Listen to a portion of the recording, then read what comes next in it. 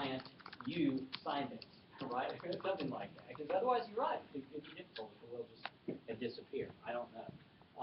Good question. But I think 1C, the answer is that will has not been validly revoked either. It's got to be the animus revocandi, the intention to revoke has to be present at the very moment the testator tears up or destroys or cancels or burns or whatever. How about 1D? Testator's only heir apparent withheld food and drink from physically disabled testator until testator destroyed his will, which named his nurse as the primary beneficiary. That will is revoked. Testator is going to die intestate, and the heir apparent will take. Has that will been properly revoked? Mr. Smith, what do you think? I agree. No. Okay, and I think you're right. No, and why not? Have we seen any situation like this in the case of executing wills? Probably not yet, because that's a later chapter that we're going to do before the end of the semester. We've alluded to this a couple times. Just like a will that is executed, this is duress, and a will that's executed under undue influence or fraud or duress is not going to be valid, because that subverts the soundness of testator's mind. That subverts testator's free will. And just as a will executed under duress, fraud, or undue influence is invalid, so a revocation executed or accomplished under fraud, duress, in this case duress, or undue influence, is also invalid. These facts indicate duress. Okay, very good. Thank you, Mr. Smith. How about number 2? Would the following acts destroy or cancel the will and thereby revoke it? Why or why not? What do you think? 2A, the will is cut or torn into pieces, assuming we can prove the testator did the cutting. What do you think? Will revoked or not? Yes, Ms. Don't tell me. You are Ms. Taylor? Yes, okay, thank you. Has that will been revoked? Okay. And again, I'm sorry, I've got such a short memory. Show me in the statute what that says. That means testator.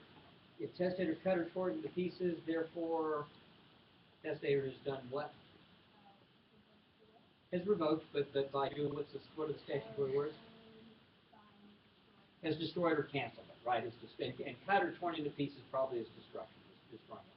How about, you're doing great. So you want to go for another one? Large dark lines are drawn through the testator's signature. Again, let's assume the testator did it. The testator did it. With the intention to revoke it. What do you think about that? I think so too. I think that revokes the what? Would that be destroying the will? I think it'd be canceling. I think that would count as canceling the will. How about the will is just burned to ashes, just totally burned up? Is that the testator destroying the will? Yeah, I think that's pretty clear. How about the will is burnt on the edges? But just around the edges, we still can read every provision of the will, including testator's signature, the witness's signature. Do you think that's sufficient to revoke the will by physical act, by canceling it or destroying it? Is that destroying or is that canceling? Is that seeming? No, I think you're right. I think it's not enough. And there are cases that have held that in order to operate as destruction or at least cancellation of the will, whatever we're doing, in this case burning, it could be tearing up or it could be striking through it or writing void across or an X across. It has to operate on at least some of the words in the will itself, not just around the edges, not just in the margins. Okay? So, the difference between 2C, the whole will is burned to ashes, and 2D, it's just burned around the edges. 2D isn't sufficient to do it. But if the will is partially burnt and it goes into, like, say, 2 inches into the words on one side, that's probably enough. An inch per word. Just that last letter of each word, I don't know where you draw the line, so I'm not going to make it that difficult on the final exam. I promise if this comes up. I mean, it would be clear. The will would be half burned or all burned, just the very edges, which wouldn't be enough to count as destroying the will. How about 2E? The word void or canceled is written right on top of the dispositive provisions of the will. Mr. Privo, what do you think? You still saying no? Okay, right on top. So that testator, this is my will. it happens to be a seating chart, you can kind of see it. I've written cancel, void, null and void, X, revoked, right on top of it, right on the face of the will itself. I think it is. Yeah, you can tell my face. Yes, it is. But what if testator said in the margins, not touching any of the words, revoked? I don't think that's enough.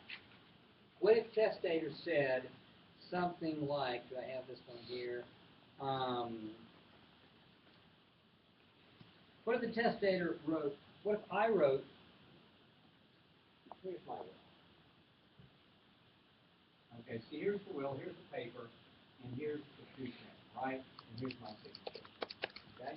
And if I wrote revoked, or void, or canceled, or something like that over the face of it, okay, I think that's sufficient to cancel the will. If I write that now this will's been revoked. Here the will hasn't been revoked. Here's the provisions. Here's my signature, and I write void, where it doesn't touch anything on the will. I don't think that's sufficient. What if I write void? Let's see. Let's say I write will revoked, and I put my initials on there. Haven't touched any of the words. If I revoke the will, yes. Why have I revoked the will? I think you just made a codicil. I've just made a codicil that's revoked the will. I've revoked it not by physical act in that case, but I've revoked it by subsequent writing. And how is the codicil subsequent writing that is executed with like formalities, which we'll get to in section C in a moment. What are the like formalities that I've just done if I say we'll revoke SRA? If you done it with testamentary intent. Done it with testamentary intent. And where are my witnesses to this? It's I don't need witnesses. It's holographic. As long as I'm holding my handwriting and I've signed it, my initials will count as a signature? Yes, they will. Okay. So we can do it that way. But that's not revoking by physical act. That's revoking by a holographic codicil, which happens to be written on the face of the will. Unusual, but it could happen. Okay? But if I don't do that, and I just write void or revoke, and it doesn't touch any of the words themselves, then I don't think we have canceled or destroyed the will. If I do it over the face of the words, the face of the will, I think that's okay. Doesn't have to be every page. It could be just one page, first page, signature page. But again, if this is a 25-page will and I write void or revoke right over the face of the will on one page only, then we may have a question, did I really intend to revoke the will or not? Yes, it would operate sufficiently if we could prove that I intended to revoke it, but it's only on one page. Is that enough? If I really want to revoke the will, maybe the best thing by physical act, maybe the best thing for me to do is write void or revoke on every page of the will. So there's no question what I intended. So there might not be a question. It's just one, maybe that was a mistake. Maybe that was a slip of the pen. Okay. How about this one? Thank you, Mr. Ball. I appreciate it. How about number 3 on page 180? Testator calls his attorney on the telephone and says to attorney, please tear up my will and burn it. I want to revoke it. The attorney complies. The attorney says into the telephone, don't worry, I've done that. Is that sufficient to revoke the will? Can an attorney revoke a will for a testator? Can anyone revoke a will for a testator? What does 253.002 say about destroying the will, about revoking will by physical act? By the testator destroying or canceling same, or causing it to be destroyed or canceled in the testator's presence. So testator doesn't have to do it. Testator can have a proxy do it, just like the testator can have a proxy sign for the testator as long as it's in testator's presence and at testator's direction. It's the same thing for revocation. So what's wrong in problem number 3? It's on the telephone, it's not in testator's presence. They can't see it. Line of sight test, testator can't see it. But what if, Mr. Ron, I'm going to let you ask it. You're reading my mind. Okay, go ahead. Right?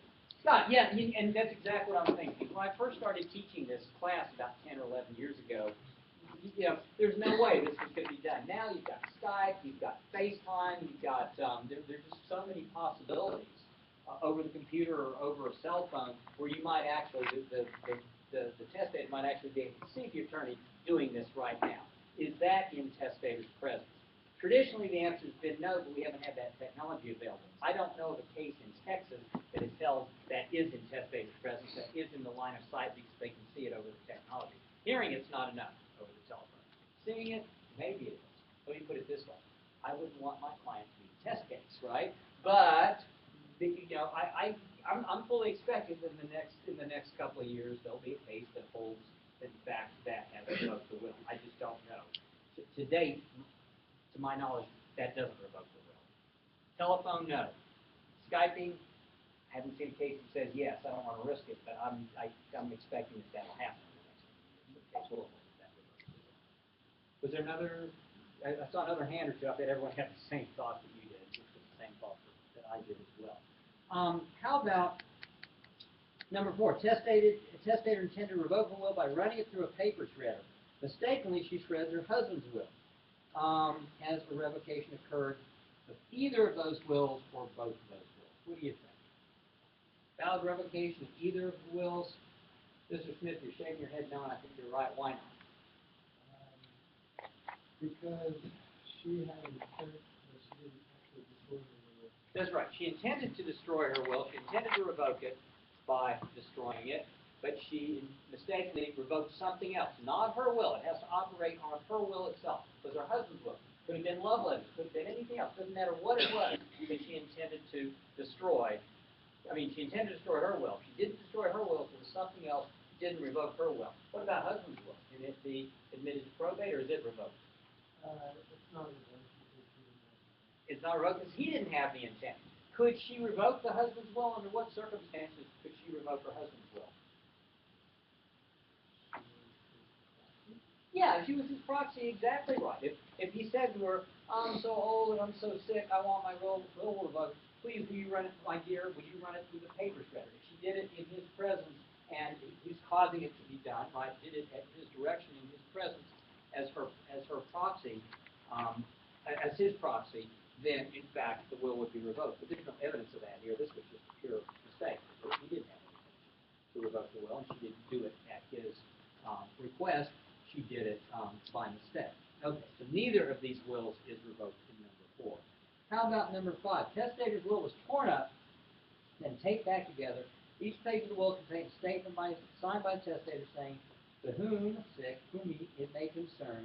The beneficiary tore this original will up, tore this up when we were drinking, but this will is still in effect and still in force. Has the will been revoked by physical act? What do you think?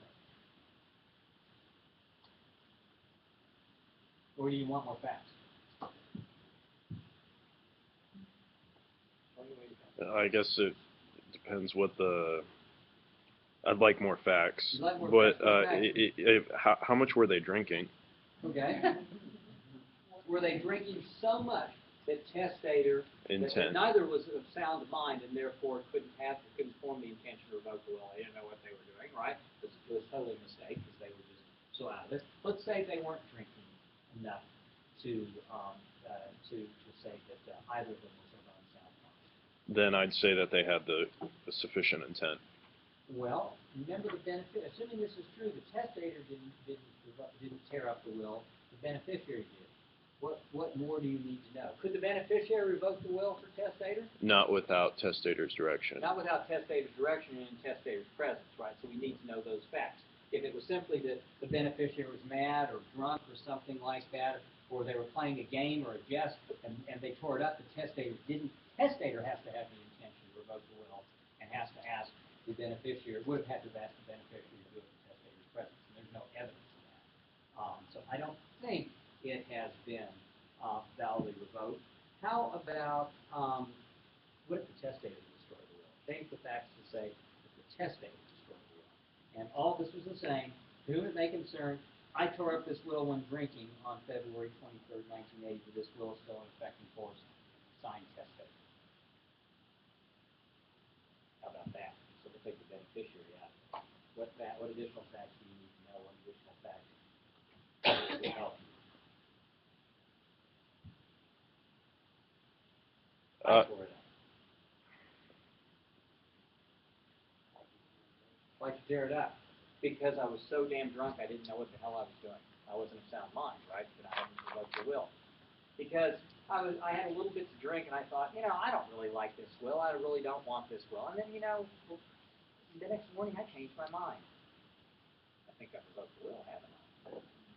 Okay? I mean, if I'm the testator and I'm not of such unsound mind, I haven't drunk so much, that I'm of such unsound mind that I didn't know what I was doing. I knew what I was doing. I just had a little bit to drink, and then I changed my mind.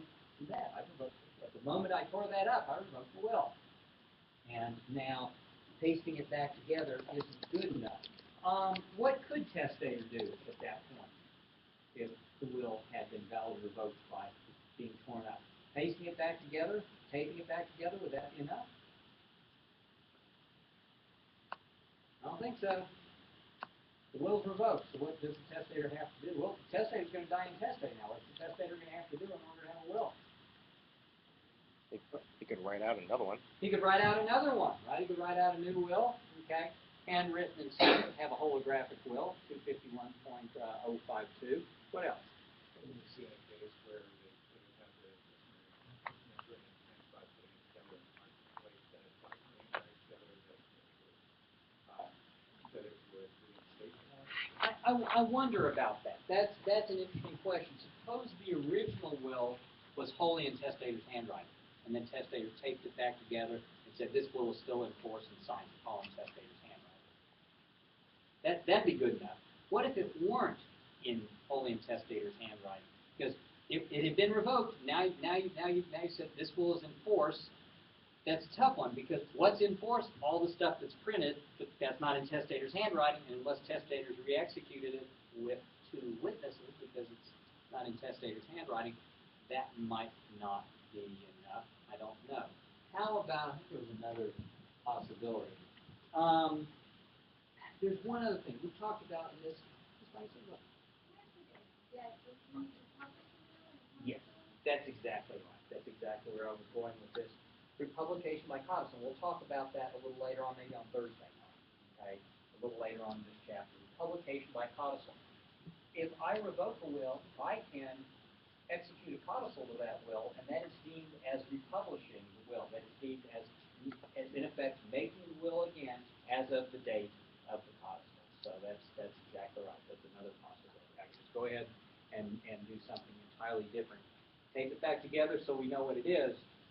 We know what the provisions are, but that's probably alone not good enough without will. Okay. Well, to illustrate all of this, Morris versus Morris on page 180 of the case book talks about revocation. I think the main thing you need to take away from this case is the rule that we've already seen in some of these problems, and that is in order to be effective, a physical revocation of the will, revoking the will by canceling or destroying the will, that has to operate on the will itself. What happened in this case? Why wasn't the revocation effective in this case? In the Morris case. What were the facts? What did they do? Were you just kind of fluffing your hair, or were you? Oh, yeah. Oh, you're going to do it. Thank you. I appreciate it. So I guess basically there's a husband and wife. Mhm. The wife isn't the mother of the husband's son. Of the people who are contestants who don't want the will to be admitted to probate. So Right. the sons are heirs at law, and if this will has been validly revoked, Dad's going to die intestate, and they're going to be heirs. But if this will is valid, who's in the will? Who's the beneficiary of the will? Are they beneficiaries of the will? I thought the son, the youngest son. The youngest son, who's their half brother, is the sole beneficiary of the will, right? So they wouldn't take if the will. The two older brothers, the half brothers, wouldn't take. Okay. Right. So they don't want the will to be valid. They want to say the will is revoked. So Right. what happened? Why wasn't this will revoked? What did? So the wife ripped up the envelope that the will was on. Yes, the husband, the wife. I don't want to use this term because I say nag. I mean, Yeah. she just nagged and nagged and nagged. I mean, she just warned her husband. She beat this poor old sick guy down and said, "I really don't like this will. I really don't like this will. I really don't like this will, said she. And he said, well, you don't think so, yeah? Oh, no, it would not also be doing Well, well, but it may, I don't, maybe it's next to the miles. Next to the miles. Psychological nagging. Psychological nagging is okay, but it's not like getting, I don't know, yeah, I don't know. That's an interesting point, I mean, it was so bad, he was so sick, and it was arrest, but I don't know that, okay? But if you prevented him from revoking it by duress, yeah, then maybe it is revoked, we'll have another case. Okay, she was just, I'll say, she was just kind of bothering him a little bit. Ryan, this will, I hate this will, I've always hated this will, said she. And he said, okay, you get that will, and bring it here, and I'm gonna tear it up, right? Or no, she's gonna tear it up, right? So she says, and I want you to do it in my presence. Her husband says, I want you to get that will, get it in front of me, and you tear it up. Wife is for it, right? Well, the will wasn't there. Here it is in this envelope, and she was lying to him. It was not in this envelope at all. It was an empty envelope or something else in the envelope. She tore it up in his presence, at his direction. Had that actually been the will, he had the intention to revoke the will, but it didn't physically operate on the will itself. So surprise, dad dies, husband dies, and she presents the will for probate. The will is admitted to probate. It hasn't been validly revoked because that cancellation, that destruction, didn't actually operate on the will itself. Well, wasn't her action fraud? Were her acts fraud? Perhaps, but what? She's not the beneficiary, so. Well, she's not the beneficiary. We're going to get back to that, but it's her son who's the beneficiary. So we're going to get back to that in a moment. Nicholson? It was fraud in not revoking the will, not fraud in actually revoking the will. So. Well, but we're going to see that doesn't necessarily make a difference. I see your point. That doesn't necessarily make a difference. But what's going on here? Isn't it fraud? This is much more procedural and simple than that. It wasn't submitted to the jury. There was conflicting evidence on whether it was fraud or not. It wasn't fraud as a matter of law. It would have been fraud as a matter of law if they had submitted to the jury evidence only that it was fraud and she didn't rebut it. It wasn't submitted to the jury. It wasn't fraud. There was conflicting evidence on this kind of on the circumstances. It wasn't fraud as a matter of law. They didn't raise it before. They can't raise it on appeal for the first time. Therefore, too bad, so sad. Now, here's my question. Let's put our thinking caps on here. What can these two very angry stepsons do, other than murdering stepmothers? They probably want to do right now. What can they do at this point? Okay. So the will's admissible in probate. Their half brother is going to come. What can they do at this point, if anything? Is there anything they can do? What do you think? There is a tort action, right? It's tortious interference with an expectancy or tortious interference with an inheritance. Their stepmother intentionally misled their father, committed fraud. Oh, but there's no fraud here. That's okay. We've got tort action against her. We're not barred from putting it on in the subsequent suit, putting on the evidence in the subsequent suit that she committed fraud. If they can prove that, then what happens?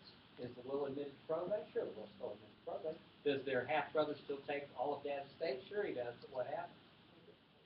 They get damages equal to whatever they would have gotten, but for this fraud, and who pays it? She does. It's tort action. That's what the tort people does, right?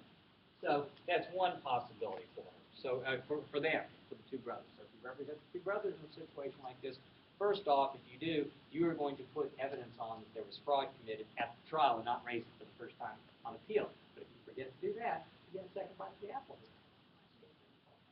Unless she's insolvent, that's true. Unless she's insolvent, in which case, well, you should have put on evidence of fraud.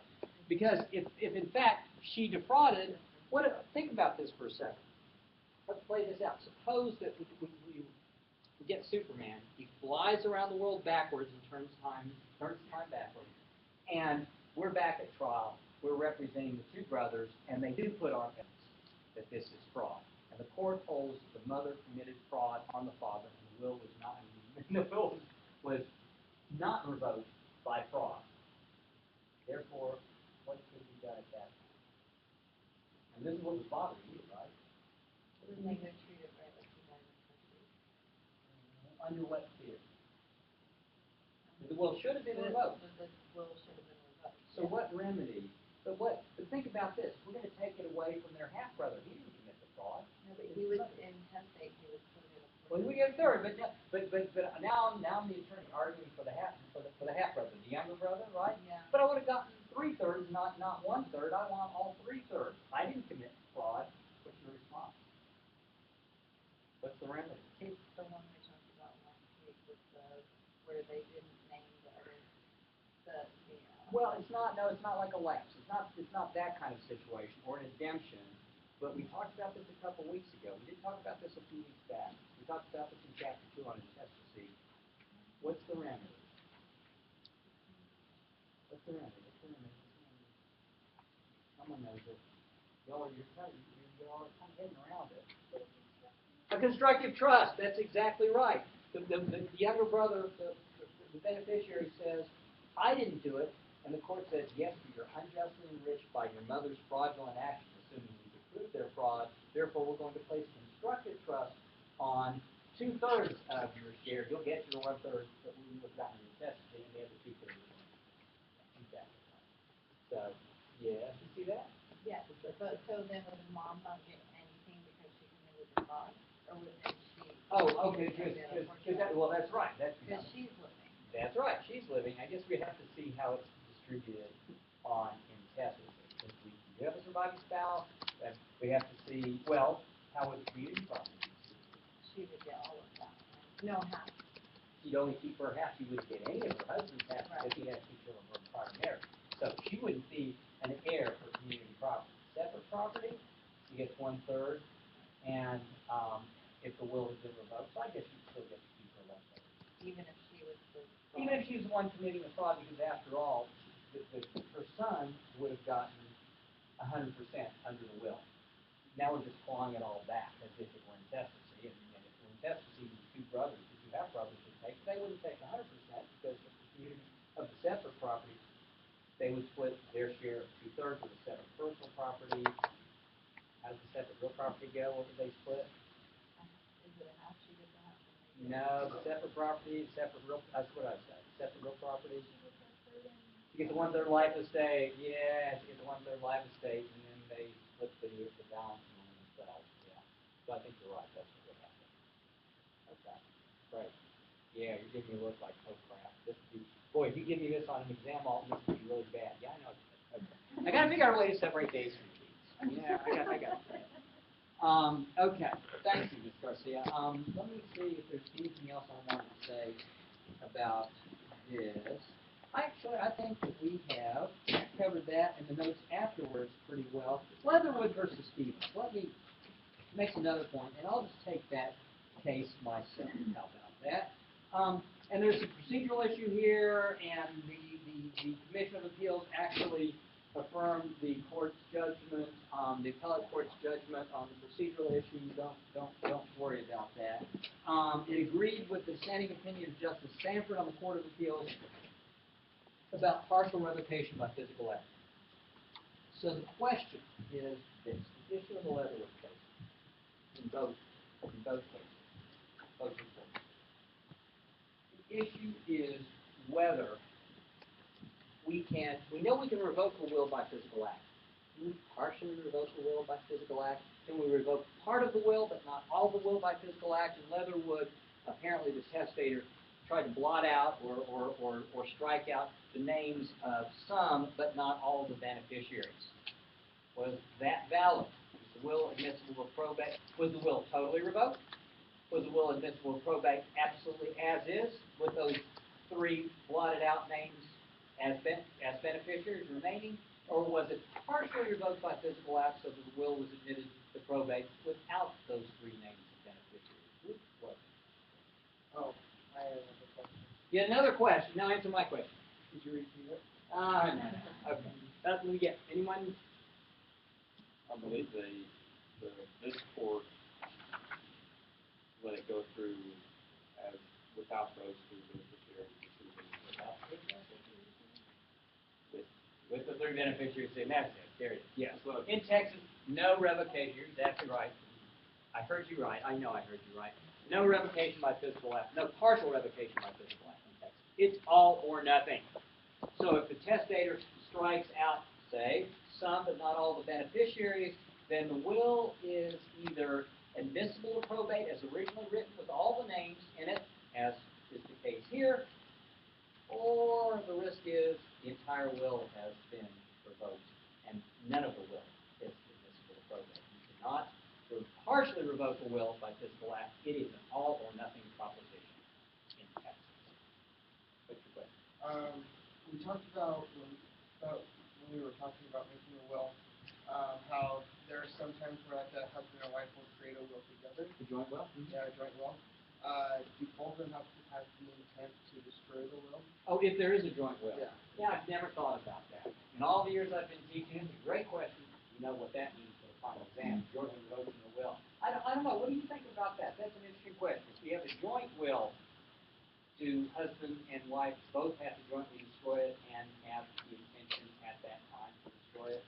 I suspect the answer is yes. I hadn't really thought about it, but I think, in other words, if one of them intends to destroy the will with intention to revoke it, the other one doesn't have the intention to revoke it at the same time, they both executed it as a joint will, I don't think they both. I think they both have. They both executed. I think they both have to revoke it. Good question. So that. All right, let's talk about the Leatherwood case. The notes afterwards explore some of this, the ramifications of this rule that we cannot partially revoke a will by physical act in Texas. We can totally revoke it, or not revoke it at all, but no partial revocation. So note 1 on page 186 asks, what are the arguments on both sides of the issue whether a partial revocation by physical act should be recognized? I will say this. There is a split of authority amongst the jurisdictions. I will test you only on Texas law, but there is a split of authority amongst the jurisdictions. If you're practicing in another state, just know what the other state says. Some other states do permit partial revocation by physical act. Texas doesn't. It's either all or nothing. What do you think the arguments are? The court talked about some of the arguments. What are the arguments against partial revocation by physical act? The court talked about one or two of the main arguments. Well, one is the possibility of fraud, right? They said one is the possibility of fraud. Gee, how can we prove it? But what I respond to the court is, all right, there may be a burden of proof issue. The proponents of the will are going to have to show, or if we allow partial revocation by physical act, the proponents who say the will has been partially revoked would have to prove the testator did the striking. Okay. But that's one possibility. I will say this. My response to that, and that's one of the arguments. That is one of the arguments. My response is, well, if the will is entirely destroyed by physical act, how do we know the testator did that, as opposed to having someone else do it and there's fraud? I mean, the possibility of fraud I think the possibility of fraud is equally present at both times. Entire revocation versus partial revocation. But this is enough for the courts in Texas to have said partial revocation, not too much possibility of fraud. Full revocation, no big deal. That's great. What else? Do you think another reason?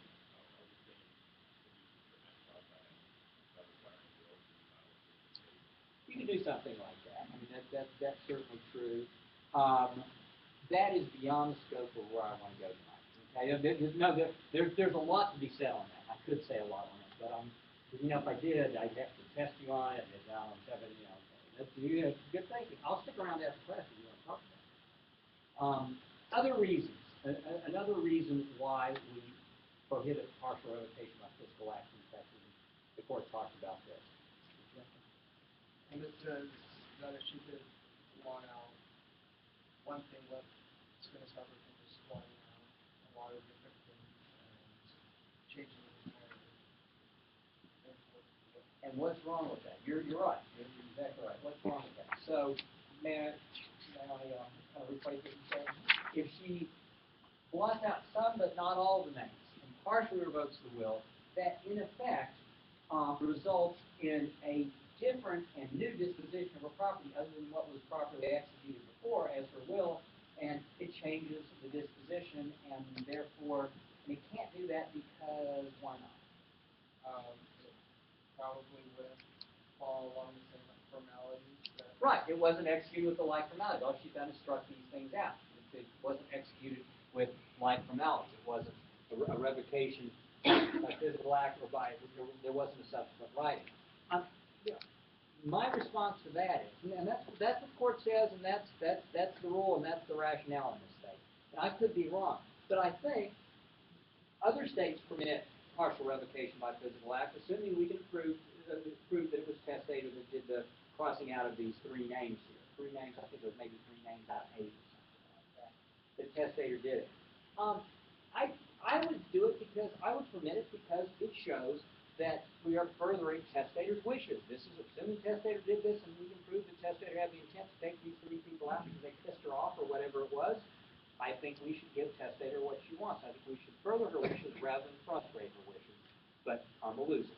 Okay, I'm on the losing side of that argument. Unfortunately, in my opinion, but that's it. This is the rule. Leatherwood represents the rule. No partial revocation by physical act.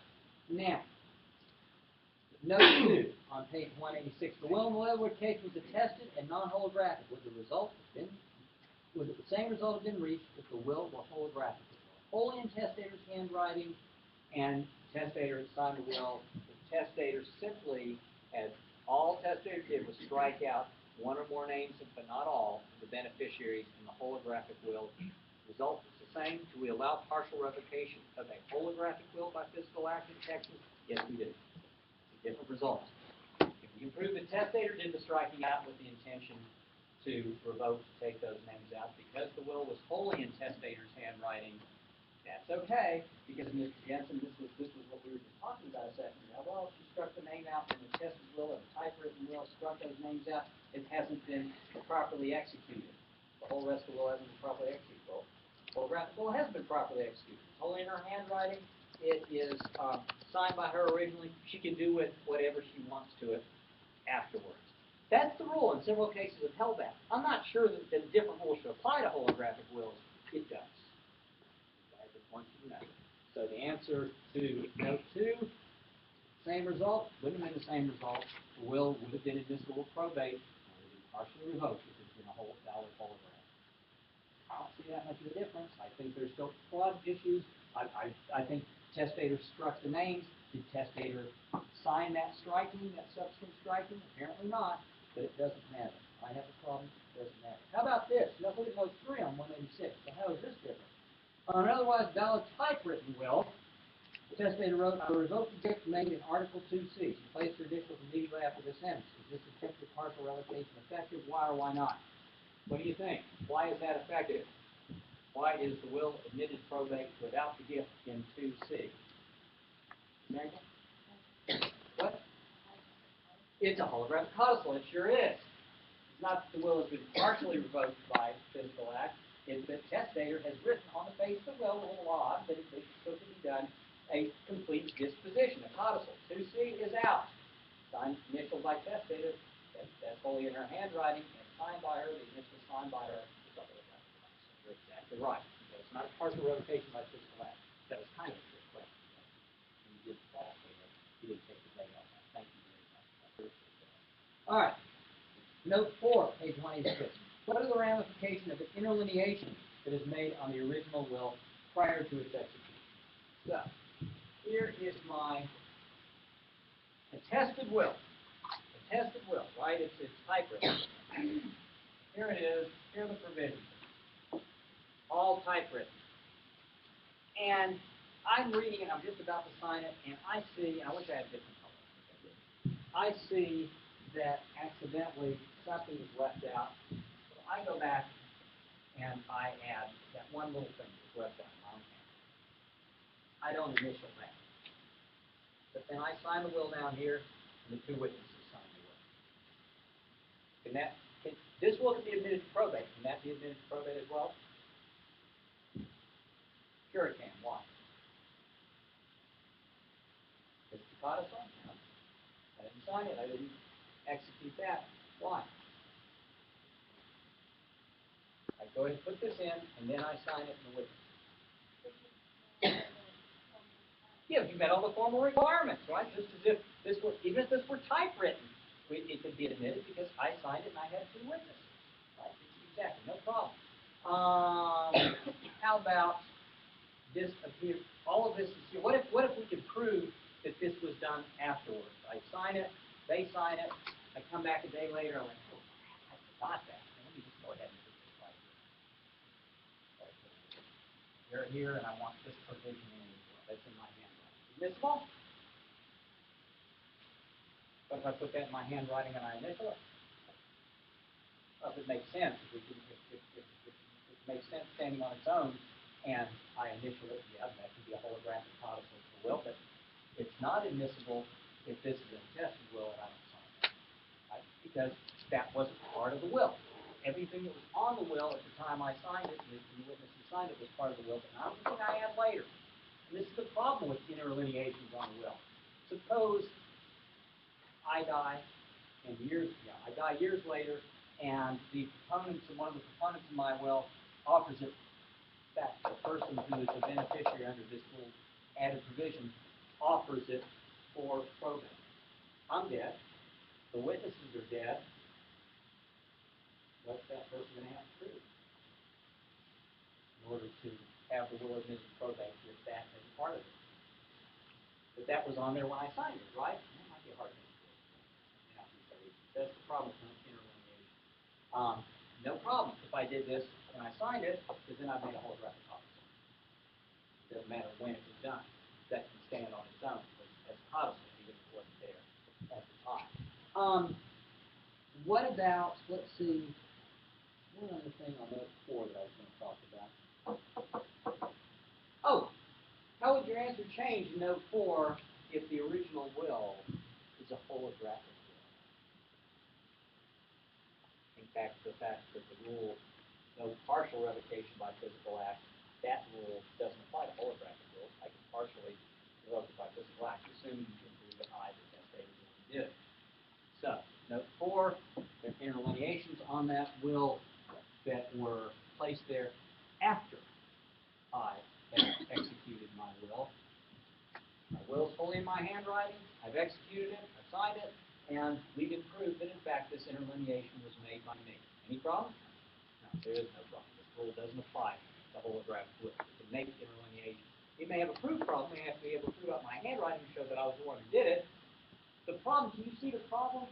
What argument would you make if this is a holographic will, right? So I'll take the witnesses away. This is just my handwriting and me signing it. And I make this interlineation, and I didn't sign this interlineation. If I sign the interlineation, then we can say it's a holographic codicil. It's not a problem. But if I just make this interlineation here, I'll sign it.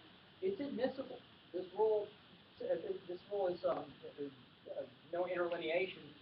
That rule doesn't apply to a holographic will if we can prove that this is my handwriting. So what might be the problem with that? Testamentary intent, exactly right. Explain why. Maybe making notes, maybe making doodles, maybe doing something to maybe make a revision. Because it might not just be an interlineation. It might be, oh, here's the name of one of these people. God, boy, that person pissed me off last night. Did I really intend to revoke it and take that person out, or am I simply making notes or making a doodle or doing something else that I really didn't intend to make a revocation or to make a new disposition? Yeah, you have to prove that. What testator intent? That's not hard to prove. Because testator intent is dead. So anyway, those are just interesting thoughts with note 3 and 4. Aren't these interesting? Isn't that pretty? Give me a funny face. It's interesting, isn't it? Oh yeah. Good. Okay. What else was that? Everyone else is enthusiastic with this. Yes, Ms. Leonard. Typed up will, that made interlineations after that. You have to sign right next to each one, or could you make like 4 on 5 pages and just sign for it? That's an interesting question. I suspect. Did everyone hear that really good question? Mr. Brown asked. Oh, yeah, that's unusual thing. Okay, so go ahead. We've got a tested will, and what? I'll say that tested will, and you say interlineation. Throughout like 5 pages, you got one on each page. I got you one on each sign at the very end. Okay, that's signed at the very end. They're all in my handwriting. Of course, I'm dead, so I can't testify as to what I want or what I intended. But we'll prove that yes, I made them. They're all in my handwriting. Yes, I have testamentary intent or partial revoking intention or whatever the case may be. Do I have to sign next to each one of them, or do you think as long as I kind of initial? Now, if I initial after each one of them, there'd be no problem, right? But if I initial just at the end, what do you think? Would that be enough? I don't know, that's a hard, I'm guessing that it probably, if you can prove that I made them all at the same time, and I initialed them once, then that's probably okay, because all of them taken together are my holographic codicil and my one signature, or my initials, or my one signature at the very end, and have to authenticate all of them. But, you're going to have that proof wrong, right, where they really made it that time. Because the contestant's going to say, okay, the one where the initials are, that was intended, but those other ones might have been intended at a different time. Now we just got proof. And we'll be talking about burden of proof on Thursday night. Okay, how about, let's see, where are we? Okay, we are at bottom of page 186. We have finished revoking wills by physical act. Now we're going to revoke them by a subsequent writing. As you've seen, 253.002 of the Estates Code permits a will to be revoked by subsequent writing executed with like formalities.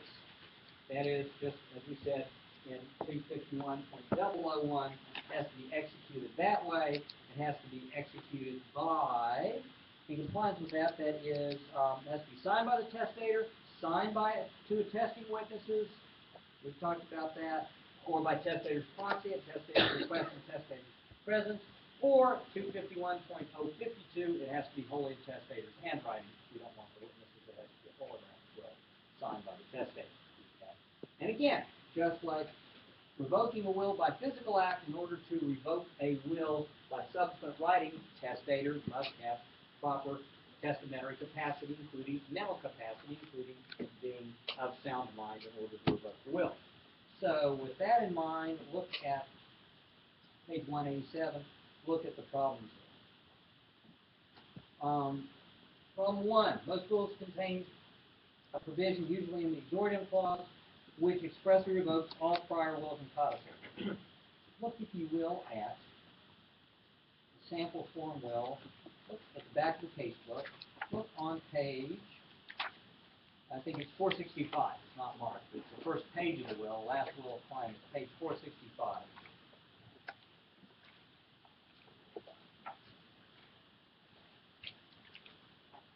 And look at what I'm saying here. I, Stephen Alton, a resident of Fort Worth, Texas, Tarrant County, Texas, declare this is my last will, and I revoke all prior wills and codicils. This is common. Now, that's enough to revoke all prior wills and codicils, assuming I've properly executed this will and have the capacity to execute this will, right? Okay. So, now, that said, look back on page 187 of the casebook, note 1, back to question 1. May a testator revoke a will by subsequent writing, duly executed, without making a new will also? What if it's not like that will in the back? Can we revoke the will? Look at Estates Code 22.034. Professor Byer asked us to look at that. I've got that marked. That's page 113 of your statutory supplement. Section 22.034. We've looked at this before. This is the definition of a will. A will includes ... a will includes subsection 2, a testamentary instrument that merely C revokes another will. So yes, I can revoke a prior valid will by it's a will. By another will, by a writing that merely revokes that and makes no dispositions, in which case I'll die intestate, because maybe that's what I decided I wanted. Makes it a will. But I die intestate. Because I have no dispositive provision. Right? Yeah, there it is. My property passes by intestacy. I make nothing else in it. So I've merely revoked the will. I've revoked my prior will. I've executed something that's called a will, that's all it does is revoke my prior will, in which case I die intestate. But it is a will. It's called a will. Right? I know, it's odd. If I have a will to say I die intestate, but I've made no dispositions in my will. But that's okay, right? That's what the legislature defined a will as. That was one of the things they defined a will to include. How about note 2 on page 187? May a holographic will revoke a formal attested will? A holographic will revoke a formal attested will. How about may a formal attested will revoke a holographic will? What do you think? Sure, the answer is yes to both of them. Note 4 on page 120, just mark it down, you don't have to go back and turn it there, but right now on page 187, note 2, just make a note. Note 4, page 120, look at it another time. Professor Byers says those are of equal strength. A holographic codicil or a holographic, a later revoking instrument that's holographic can revoke an attested will, a prior attested document, and vice versa. A subsequent attested document can revoke a prior holographic document. We're on note 4 on page 187. You're on note 4 on page 187 of the casebook, and right now you are not going to look, you're just going to take it down and say note, we're on note 2, right? Note 2 on 187, note 4 on page 120. Did I not say that? Note 4 on page 120. Just take that down. We talked about that. Mr. Boo, don't turn back to note 4 on page 120 now. Just take it down in your book on page 187 and say, see note 4, page 120. And look at it later because I'm moving on. Note 3, with the phrase, this is my last will and testament. We saw the language a second ago in the form will. It says, I hereby revoke all prior wills. Okay, we know prior wills are revoked. But what if a will simply said, this is my last will and testament? Would that be enough to revoke all prior wills? No. It wouldn't be. That statement standing alone isn't sufficient to revoke earlier wills.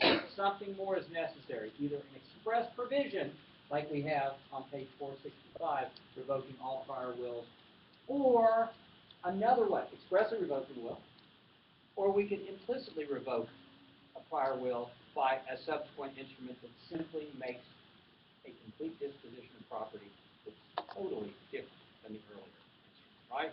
So if I make a will leaving everything to you at time 1, at time 2, I make a will leaving everything to my dear friend Joe Spurlock. I don't say anything about revoking the will to you. The will to you is revoked because I made it a later complete disposition of my property that's totally inconsistent with the earlier disposition. So, 2 ways to revoke a will by subsequent writing: express statement, or a subsequent disposition that totally varies, totally is at odds with the earlier disposition. Okay, look at, and to do that, look at note 4 on page 187. Testator executed a will on May 1, 2010, leaving Blackacre to X. January 10, 2015, testator executed a will that left Blackacre to Y. Who receives Blackacre, assuming testator dies without revoking either will? If Blackacre is testator's only property, then the subsequent writing has revoked the earlier writing. Because it's totally, even if it doesn't expressly revoke it, it's totally inconsistent disposition, right? Everyone sees that? That's clear, I hope. But would your answer change if the wills also contained provisions which weren't inconsistent? What if Blackacre were one of, and testator also had $1 million in cash, and that was the residuary estate. Testator died with Blackacre and $1 million in cash, and the residuary legatee was Texas A&M University. Would the 2015 document revoke the 2010 document? No, it wouldn't revoke it, but it would revoke part of it, right? It would partially revoke it. Can we have partial revocation of a will by subsequent writing in Texas? Of course we can. When can we not have a partial revocation of a will? Physical act. Right? This isn't physical act. This is subsequent revocation. That'd be a codicil. So if there are 10 provisions in the will, and 9 of them are consistent, and the subsequent writing, the 2015 writing, only changed the disposition of one thing, Blackacre, then we would just call it a codicil. It supplements the earlier will and changes that one disposition. It goes to Y instead of X. But if that's the only thing in my estate, Blackacre, if that's the only asset in my estate, well, now we've arguably revoked the will. I don't know. It depends what else is in the will. What if my earlier will appointed an executor and my later will that left Blackacre to Y didn't say anything about the executor? Well, I'd say maybe the will isn't revoked. Maybe it's a codicil, or maybe the executor stays. It depends. But if that's the only provision, then it's revoked. Okay? Question about that? Seeing confused faces? No? 2 more minutes. Let's get through this. All right, let's see what we can do here. Number 5, assuming you prepared a will for testator in 2012, she now wants to make a few minor changes. Would you recommend a codicil or a new will? Well, that's an interesting question, which I won't ask you on final exam. But in practice, this could come up. I probably would use a codicil, but you've got to be certain to include a statement to the effect that the prior will is still in full force and effect, except that it's been changed in this codicil, except that it's been changed in this subsequent, this 2015 document with a few minor changes. There is a risk, possible, that inadvertently the codicil could be misconstrued by a court after I'm dead, after the testator's dead, and it could be construed as modifying more of the original will than what I, testator, intended. So given that, some attorneys say, no, it's better, even if the changes are fairly minor, if you've got a number of changes, it might be better to re-execute a whole new will. So attorneys are of different minds in that instance. Note 6. I've got like 1 minute. And I get to note 6 in 1 minute. All right, I'm going to tell you this. I'm going to tell you the answer to note 6. And when we come back on Thursday night, and remember, we'll come back on Thursday night. We won't be coming back a week from tonight, will we? Like you got my email, right? That I'm going to be out of town, so I won't have class next Tuesday night, a week from tonight. And and we'll make that class up by, I will video record the session. I won't bring you in class to do it. I'll video record it. It's going to be the last class. So, in other words, whatever that last day is, Tuesday or something like that, we'll meet on that Tuesday, like Tuesday, December 1st, November 30th, or whatever. We'll meet, we'll cover what we're going to cover. And then, one day that week, I will post it. You can have all week to look at whatever I would have covered in the very last class that I'm on this class. All right, we're not going to take things out of order. We'll still go in order. I'll just kind of add on that one you look at and won't make you come in to see it. I'll post it. All right, note 6. Crap, we're out of time. Okay. All right, we're out of time. All right, we'll start with note 6 on page, wherever we are, 187 next time. See you next time. Remember, I may take some of this up a little out of order, so I hope you've read the entire book. Thanks.